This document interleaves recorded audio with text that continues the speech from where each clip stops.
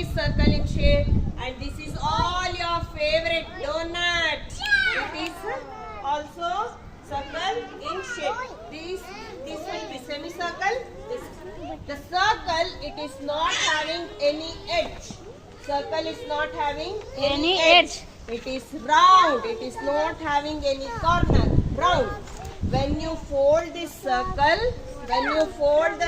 what you will get? Semicircle. See, circle. When we will fold, When you we will fold, get what the you will get? semicircle. Semicircle. In a circle, how many semicircles will be there? Two circles. Can you see? See, In I a have circle, you will See, I will fold now. How many semicircle we will get? One, semicircle. Understood? Huh? In a circle, how many semicircles will be there? two semicircle. Understood, all of you? Clap hands for circle and semicircle.